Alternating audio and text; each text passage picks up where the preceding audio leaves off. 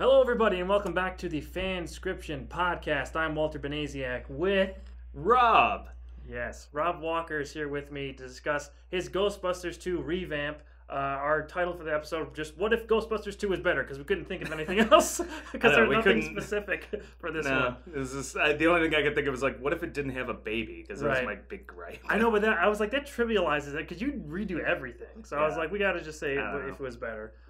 So yeah, you have a lot of thoughts on this. This basically started back when you guys were doing the Nostalgia Critic review of it, right? Yeah, this was like, I guess, the original FanScription, because when we did that whole little bit in the middle of the Nostalgia Critic review where it's just like, yeah, start the movie off like this, and a number of people are like, you guys should just like talk about that, like how to fix movies and stuff like that, and then you had your idea for like what ifs with like Rocky and stuff, so they kind of just like collided. Yeah, I pitched a show like this a long time ago, like a year ago, and then like you guys did the Ghostbusters one, and that's kind of when you're like, oh, we have the same idea, let's just do the show. So FanScription was born.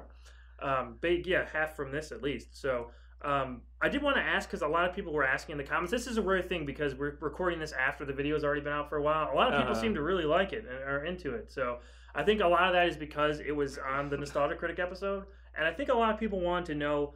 You know, you co-wrote that episode with Doug, right? Yeah. So what did you keep, and what did you expand on from that into this? I mean, the thing we kept was, because that was like the one big thing I noticed, and what bothered me about Ghostbusters 2 when we were watching it again is I was telling Doug, I'm like, what kid wants to see this? The Ghostbusters are washed up. They're not busting ghosts. It takes them like 40 minutes before they get to any ghost busting in the courtroom scene. I'm like, if they wanted them to be like kind of washed up and that was the idea, I was like, they should have just gone through it really quickly. I'm like, start off with the court scene and then do this. And I was like feeding Doug these lines and he was like typing them down. Then Doug did it as like only Doug can do, where he's like, there, I fixed the movie.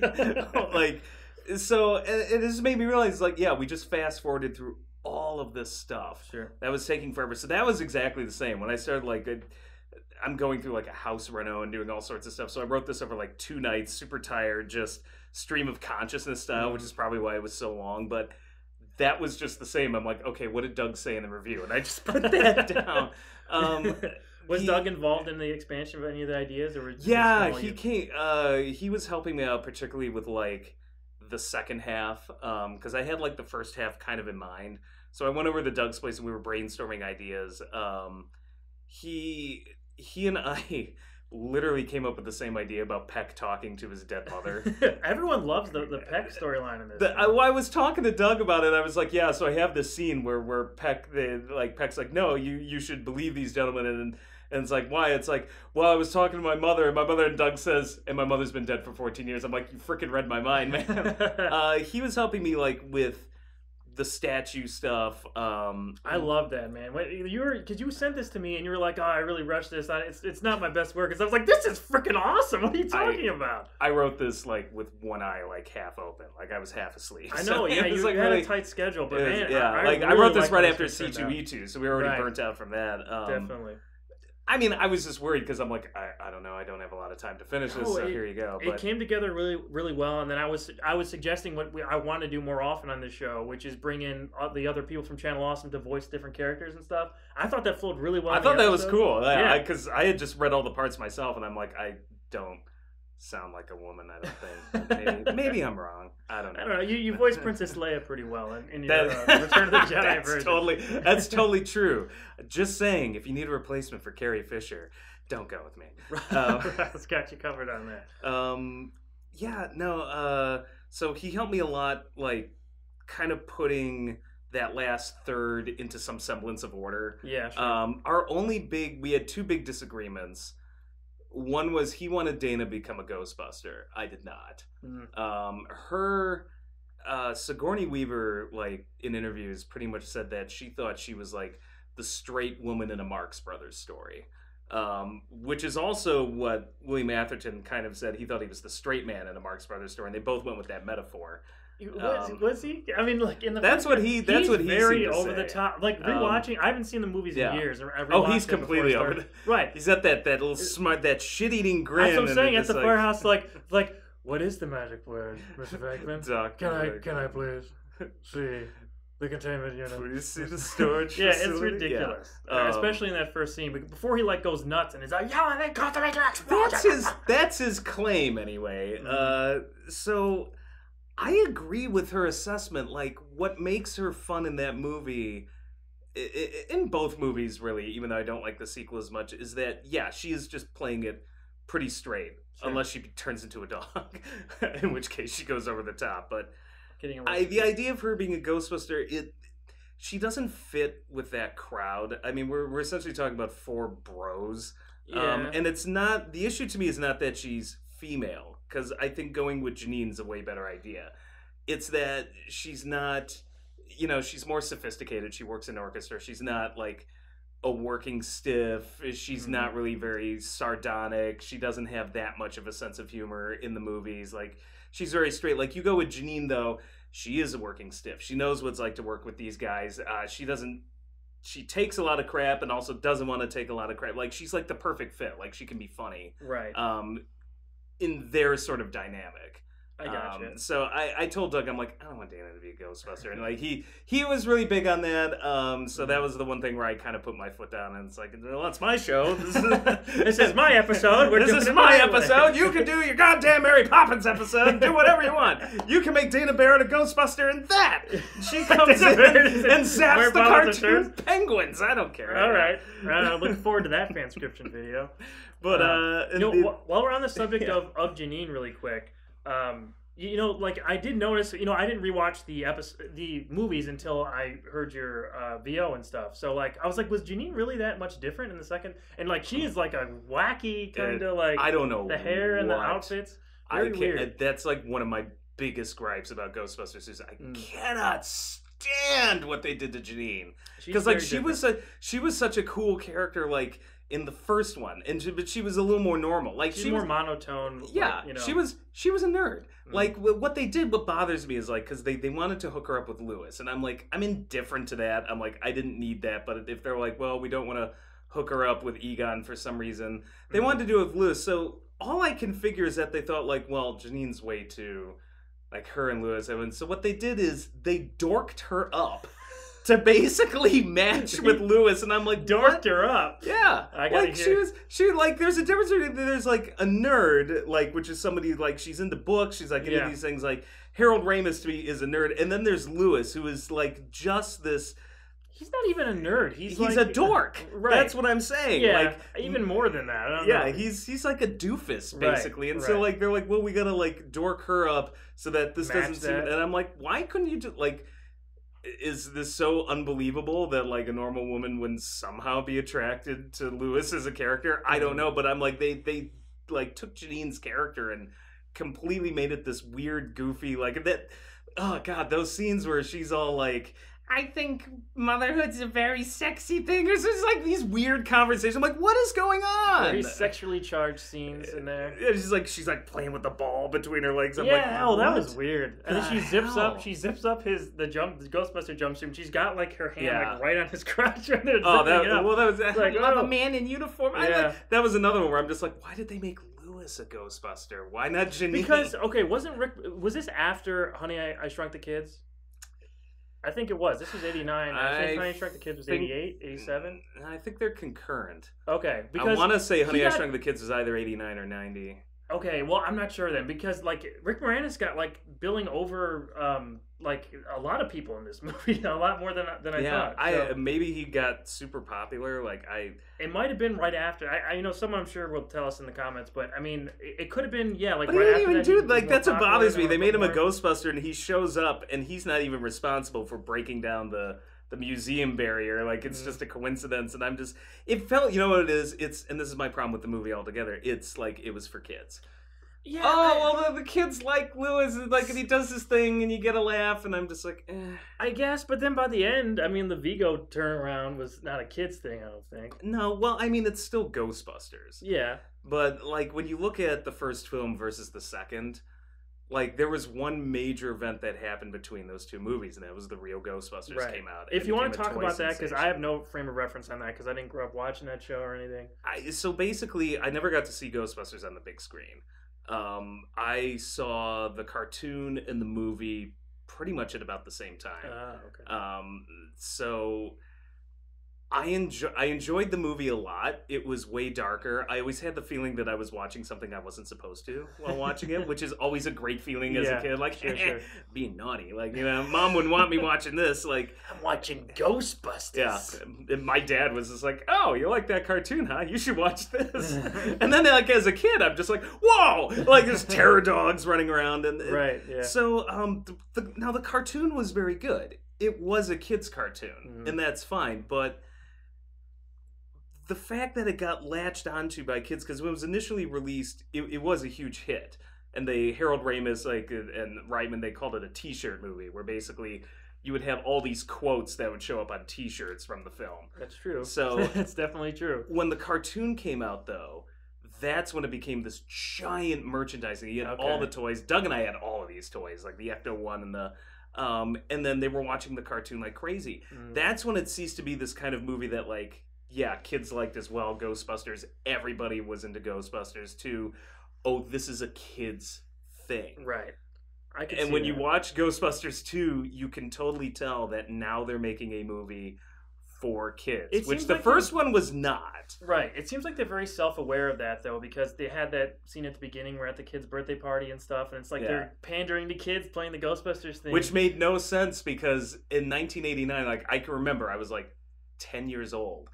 And I remember Doug and I, we talked about this in a review, just staring at the screen going, what a bunch of ungrateful little brats. I would kill to have the Ghost, because we all had Ghostbusters fever in 1989. Right. Sure. And it made no sense as a child watching that. My jaw dropped. Like, what He-Man! Yeah. Well, Jim, I was talking to Jim Jarvis about this, and he's like, yeah, that's why I didn't get it. It's like 1989. I remember it very well. He-Man was kind of getting on the outs. Right, wasn't He-Man after? Yeah. When I was a kid growing up watching Ghostbusters 2, this is like early 90s, I guess, 93, 94, something like that. I was just like, He-Man? Like, I knew what He-Man was.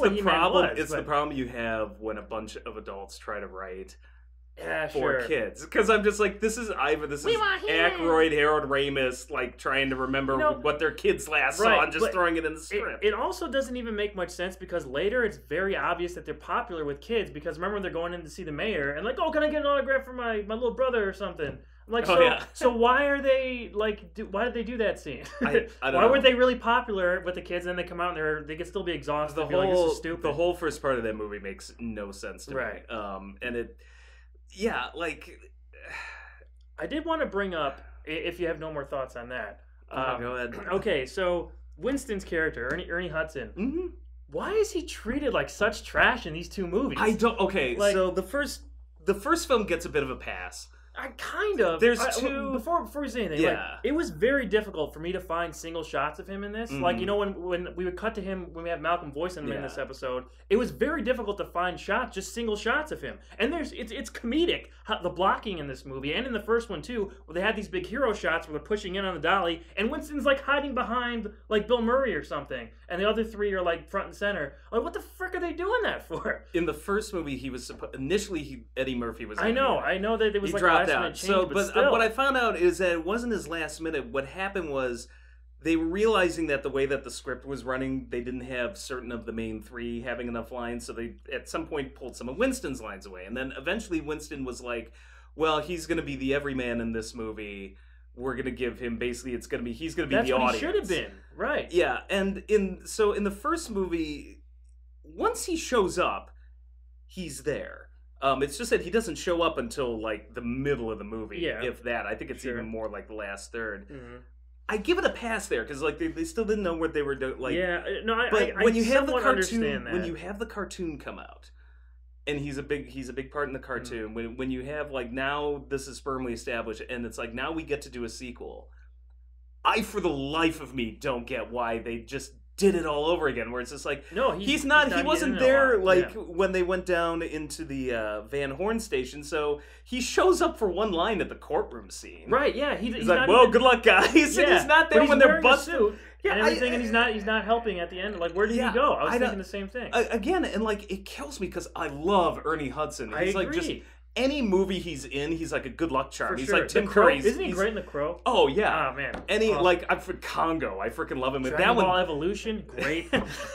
Congo actually was a twofer. That had Tim Curry and Ernie Hudson. Yeah. So, yeah. But he just makes even if the movie sucks, he just makes it better. Yeah, I agree. He's like 100%. Christopher Walken or any of these character actors. I agree with you, 100%. So I don't know why, but it pissed me off. So I'm like, all right, well, I'll give Winston something to do in this. No, that was a really good thing about this episode that I really liked is you gave him like that literal fear that you talk about. Like everyone else is kind of dealing with more existential type of stuff. Yeah, and his was like literal because he fell into like the fear slime or whatever. Going into the slime and then going directly into the ghost dimension and stuff. Which is something because like a lot of the themes were more adult, like Peter having to accept responsibility, Dana being pregnant, and all that. Like Winston's is more something that I think kids can latch on to. For sure, absolutely. Kid doesn't care about responsibility, but like facing monsters, that's something that they can get on board with. When he's in the movie, he's great. I mean, I'm talking about the second one.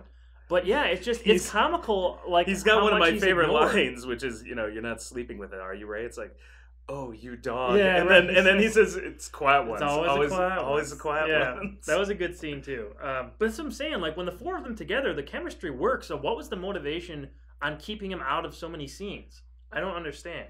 I don't know. Maybe it's. We're like, we don't got enough time to do this stuff. We're gonna have to cut Ernie's lines. I don't know. I don't know the reason from a script perspective. It could be the fact that those three had worked together on SNL and SCTV before, so maybe they had a decent camaraderie. I have no idea. It worked when all four of them were together. That's what I'm saying. Like I agree. The chemistry is great between all of them. I couldn't tell you. Like I've seen It's frustrating, man. It's one of the few things. Like I looked. Doug actually bought me a Ghostbusters movie book this past Christmas. Oh, yeah. I actually looked at it after I wrote this and was surprised to see that there were a couple things in it that I'm just like, oh, they had the same idea. Like the museum comes to life.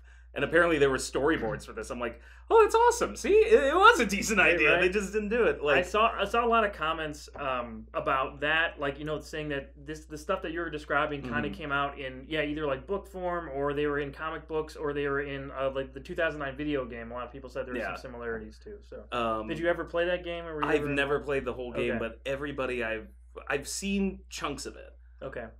Everybody that I've ever talked to who's owned the game and played it says it's the real Ghostbusters 3, like this name, which is why I said at the end, I'm like, maybe the cartoon and video games are where this franchise belongs. Right. But so in that book though, like there were interviews about like Ernie Hudson's. It's like, in the first movie I felt like I was a little left out because like there was so much stuff going on and so many things changed. I can't find anything that anybody says about what happened in the sequel. It wasn't in that book.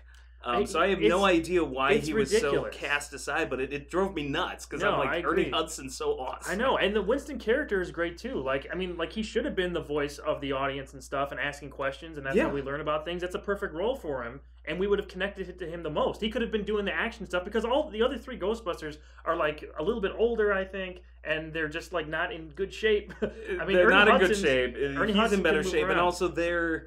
How do I put it? They're a little more in the know because they're the tech side. No, I get that. So yeah, it's a great way. It's a great way. Well, Peter's not. He's just a smart ass. Yeah, but it's a great way to give like so he's the outsider looking in, which I think is an interesting role to play. And but they didn't do that. They just made him the outsider. He doesn't get to look in as much. Yeah, exactly. Just like I don't know why. Yeah, very frustrating. That was one of the main things that I was just rewatching them that I noticed right away and was just kind of upset about. Like because like you said, Ernie Hudson's great. So seeing more of him would have been awesome. Is he going to pop up? Let's talk about. Is there anything else you want to mention about your rewrite that you were clamoring to talk about before we go into some other things? No, not really. Okay, let's talk about the other movies in the franchise. Oh God! Don't kill us, everybody! But this movie, which came out in 2016, it's been a few years now. I only saw it once in the theaters. I didn't like it, but I didn't hate it. What were your thoughts on Ghostbusters Answer the Call or Ghostbusters 2016? Because there are like 3 different titles for this movie that are out and around. So. Never forgive. Never forgive. No, Kate McKinnon was great. All honesty, I have seen so many films that are way worse than that movie. Sure. I have seen so many films that are way better than that movie. Like it was so middle of the road that it wasn't worth arguing over. like which is tell that what to the entire internet, Rob. Yeah, well, which is what I thought was going to happen. I'm like, watch, it's going to be like we saw the same thing happen recently with Captain Marvel, where it's like everybody had to stake a claim on something because somebody and then when it's all said and done, I sat through the movie. It's like this wasn't even worth it. Yeah. Like it was just blah. And it's the same thing with this. I liked 3 out of the 4 of them. Kristen Wiig can be. I've seen her on SNL. She can be hilarious for whatever reason. The straight man in this one. Though. Yeah, straight. Why? I don't know. Because Venkman's not a straight man. That's Winston's the straight man. Right. So if they wanted to do that, like if honestly, if I were making this film, I would recast it. Whereas Leslie Jones maybe would be like Ray, has all the passion and the heart. I would make Kristen Wiig then the Winston who's brought in later. I would keep McKinnon as basically Egon. I think she's the best part of the movie for sure. She had like the best jokes. Some of them didn't land. It was improv moments, but a lot of them did. They took something I love about. So what I love about Ghostbusters, the originals, that they're all not great people. Venkman's the worst. Hands down. Well, yes. I always lose when people get this hero worship with Venkman. I was like, you missed the point. He's a con artist. You're right. That's what I'm saying. Winston's like the most heroic character. Winston is the most heroic character. There's something that, like, Ray has a lot of heart, but he's so loopy. But Egon... he's also kind of like... Ray's a little sometimes. Well, he's like, each one of us is wearing an unlicensed nuclear particle accelerator on his back. Right. Blame myself. So would I. Right. Egon's kind of stuck up a little bit. And he's also a mad scientist. Yes, What I love in there's that one scene in Ghostbusters 2. It's like, let's see what happens when we take away the puppy. I'm like, this guy's actually pretty messed up. He just hides it better.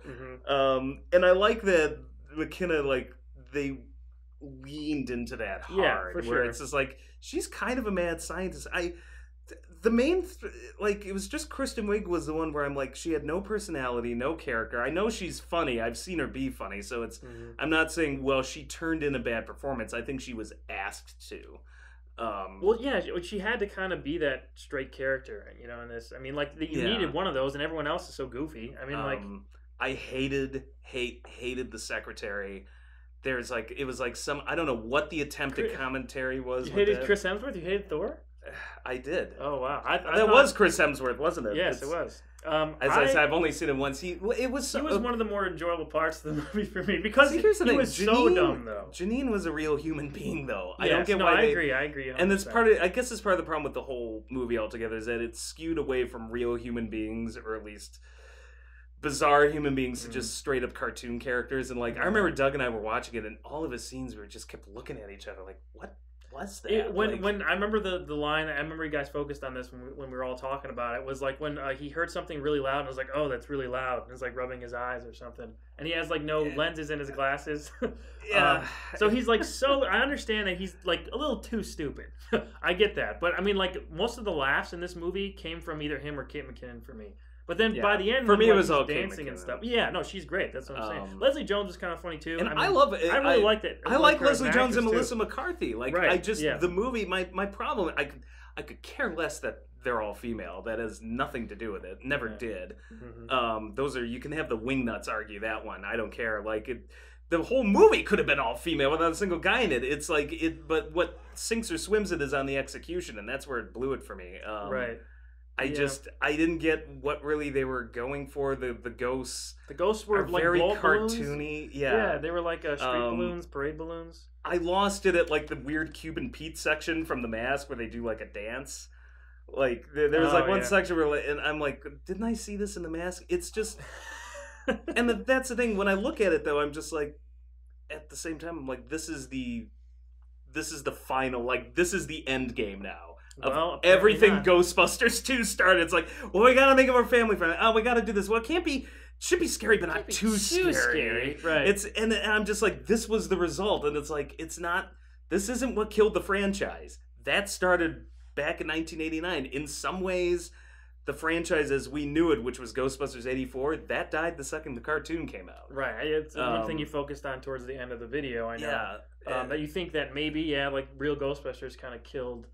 By making it a children's property, that it kind of killed. Yeah, and I'm not saying the real Ghostbusters is bad. It was amazing. I loved it. You said you really liked it. So nostalgic, but yeah, when people talk about like, the franchise is ruined, I'm like, the franchise never had anywhere to go. The second kids latched onto it. It was game over. Did you ever watch Extreme Ghostbusters? I know a lot of people were asking about that. I saw an episode or two and was completely disinterested. When did that come out? That was Jesus. It looked like late 90s, maybe? Was it late 90s? I'm trying to think when I saw. I want to say it was like I was flipping through channels and I feel like I was either in high school or early college. Okay, because I don't remember it at all. I didn't watch it. Was it like it looked like the animation from Godzilla or something? Yeah, from what I remember. There was like I only literally like 2 episodes. Sure, It was kind of like in one ear out the other. Yeah. I remember there was Egon. I remember there was like a Venkman wannabe type. He looked like some teen, but he was supposed to be the Venkman. Okay. I want to say the guy who was supposed to be maybe Ray was in a wheelchair, and the whole how do I describe it? It had that Captain Planet like vibe of like let's get every single diverse token character we can and assemble them into one group. And I always say like, why don't you focus on one person, like, or one, if you want to do that instead of trying to cram them all into like, because I have no problem with diversity, but it starts to get a little like, okay, like we're just shoving everything we can in, and I'm like, right. Well, let's see what happens with the Captain Planet movie that's coming out. I'm sure that'll be a Nostalgia Critic review or something coming up. When that comes out. But I mean, we already got a great Captain Planet movie though with the Don Cheadle skit. That Don Cheadle skit was amazing. I know, it was fantastic. The trees, they're all trees. But no, Extreme Ghostbusters. It's called Extreme Ghostbusters. I mean, well, they're pretty extreme. That was the 90s. That's what it was. The ultimate cry for help. Right. When you put extreme in your title, that is the ultimate surrender. Like, we give up. Here's it's extreme. We're pandering to you 90s kids. Here you go. It's got extreme in the title. Right. I mean, that would have been my like generational thing, but I just never watched it. So I mean, leave some comments, I guess, about what you thought of Extreme Ghostbusters. Yeah. I mean, maybe I'm not giving it a fair shake because I didn't, but at that point, I might have been too old. Like, right. Yeah, I revisit Real Ghostbusters and like it because it reminds me of being a kid. But I'm like, if Real Ghostbusters came on right now, I'm like, would I be that into this? Like, it's hard to separate. Yeah. I mean, to look at things that you watch as a kid objectively is very difficult to do, and like judge the quality of those things. We can't end this discussion without talking about the new Ghostbusters movie that's coming out. So, all right, let me just tell you a little bit of my experience with this. So, I saw that trailer, and I was like, they got a trailer already? And, like, the video that I watched on YouTube said Bill Murray movie, like, where it names, like, the stars of it. And I was like, oh, they got everyone back. All right, so this is like the original Donner Superman trailer. Here's a bunch of names in the clouds. Yeah, right. Oh! So, like, they did that, and just showed Ecto-1 in, like, warehouse. No, it wasn't. It was, like, a barn or something, I think, during, like, a storm or whatever. And just announced that the movie's come out in summer 2020, and Jason Reitman is going to be directing the movie. So, passing down from Ivan Reitman to Jason Reitman, that's a big deal. Everybody made that a big deal. But, and I think everybody expected it. Okay, this is Ghostbusters 3. This is going to be the sink or swim. We're going to see what happens. Like the old men Ghostbusters, they're going to be all in it, and we're going to see what happens. But then later I find out that's not what's happening. And a lot of people think that's still happening, but it's not. Apparently this is like a Goosebumps style Stranger Things kind of thing. And they even got the kid, Finn Wolfhard is in this. Yeah. And it's about kids in a neighborhood like finding the Ghostbusters gear or something. But it's in the Ghostbusters like original movie universe. So that makes it okay, I guess. They could have easily said this was in the same universe. They could have. I mean, like, if they just had a couple throwaway lines. But that's got broads in it! We can't do that! Now we gotta have little kids in it. Little kids and it's gonna be much better. Because that's the thing now. It is out. All those kids from It are doing great stuff. He was in Shazam, one of them. Now we've just gone full force, and we'll just cast kids in it to name it a kid. I guess. I don't know, man. But like, what kid now knows that much about the Ghostbusters? You know what I mean? I mean, like, there's been the movie, or the movies that obviously came out, and like the series, like all those shows are long over. The movie came out or the video game came out 10 years ago. Like, no one's playing that game anymore. Who's like growing up now. This is a problem, which is Ghostbusters was an adult movie that kids had inadvertently latched onto, and became a huge sensation, and then got picked up by kids. Was then turned into a mostly kids property in Ghostbusters 2. Then all those kids grew up. Then Ghostbusters 3 comes out, Ghostbusters Reboot comes out, and everybody freaks out. Just like, why does this feel like it's aimed at kids? Forgetting that they sat through Ghostbusters 2 as kids and didn't really have a problem. And now, like, what is the next generation? The next generation, the only thing they've seen now, if they didn't get the video game, is this. That. And I mean, I know, I will say this, like, and I won't take it away from it. I know plenty of parents are just like, my kids like it, and I'm like, that's fine. Sure. But... my problem is I'm a grown-ass adult, and, like, at this point, I'm just done with the kids kind of Ghostbuster. Like, I'm just like, at this point, I'm like, just stop. Just knock it off. No, and this has always been my point, which is like, I don't care that it's all women. I don't care. Like, you could have all of the original cast back. You could literally raise Harold Ramis from the dead and have him in this movie, and, like, I would still be like, no, just stop. Yeah, it was like a one-shot deal. Right. I mean, but it's tough for that, like you said, with all that merchandising and everything, and people love these movies so much. Well, that's why that's why I think they're doing this the wrong way. I think it either belongs in games or an animated series. Series would be cool. If you wanted to do a Stranger Things series, like a 13-episode, like, I could Netflix almost style. see, but the idea of doing this in a movie where it has to appeal to everybody, like, it's just not, you're not going to get anything but a bland product. Yeah, I mean, we'll see what happens. I mean, Jason. I mean, Reitman's... I hope I'm wrong, and I like Jason Reitman. It's right. That's what I'm saying. Like he said, the only reason he had this is because he had an interesting take on the story.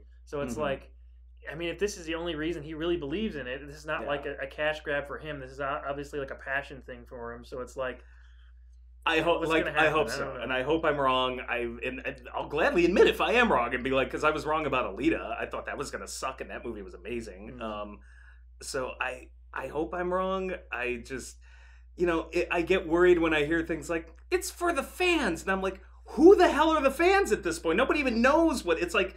It's like saying it's for Star Wars fans.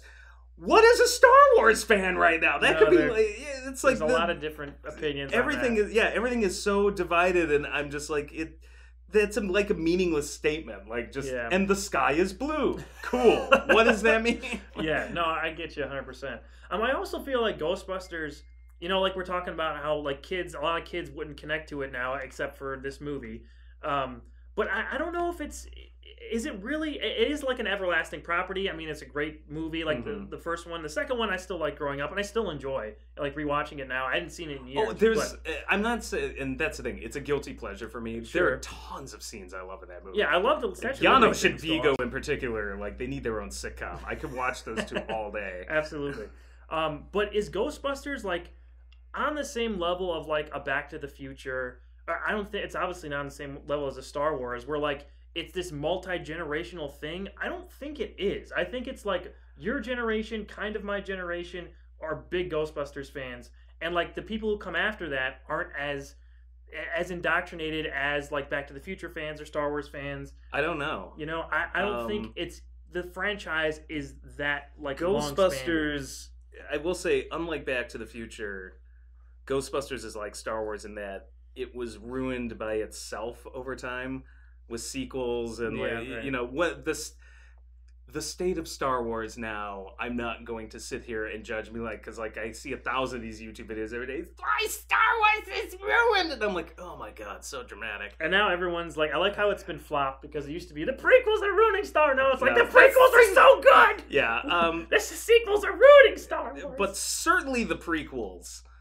I don't care who you are. Like so many people like, yeah, that ruined Star Wars. Like there's been countless and videos, Ghostbusters, and everyone. I've been so many comments. Yeah, so many requests for us to do FanScription on the prequels. Like there are so many videos. There's nothing I can do. I would have to rewrite the whole thing from scratch. I know. So like, go watch one of the other Belated Media. Like it would be like the only thing I would keep is Darth Maul versus Obi-Wan and Qui-Gon. That's all everyone remembers about the first movie, though. Like, and that is great. Like I still love the last. Otherwise, it's a total. And the Attack of the Clones would be a total rewrite. I wouldn't keep anything. I didn't even like the Jedi battle at the end of that. Attack of the Clones.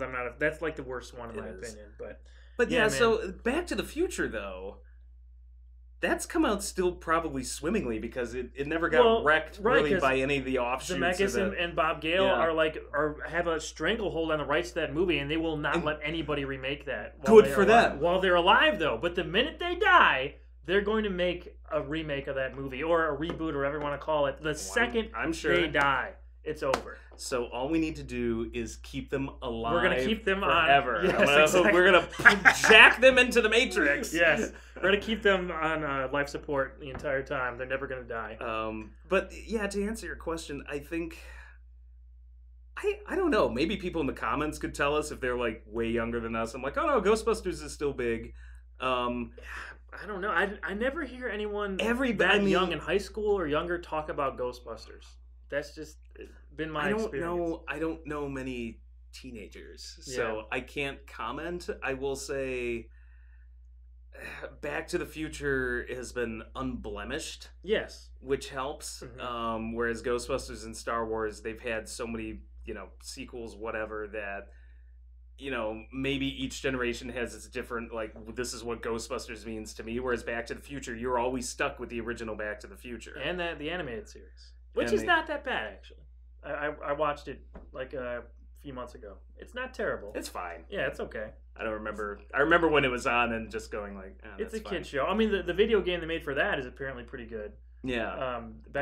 Essentially Back to the Future Part 4 takes place in like 1986. So like they have tried to expand it, and there's a lot of comic books out there and stuff, but I don't know. The movies are very self-contained, where you're saying Ghostbusters kind of got ruined, or I don't know, maybe ruin's a strong word, but you know what I mean? I'm not saying it got necessarily, I don't want to say like it got ruined, but overplayed maybe by the sequels. And Star Wars did the same thing. That's so that you get like what I don't want to speak for all fans. There are going to be some fans that go, yeah, it got ruined, and there might be some fans just like, oh, I took my kids to see the reboot and they enjoyed it, whatever. Mm-hmm. It's not a big deal to me. But point being, you get that division one way or the other as you keep going with that. Whereas Back to the Future, they had the one trilogy, and that was it. But I don't know. I feel like I grew up with Ghostbusters.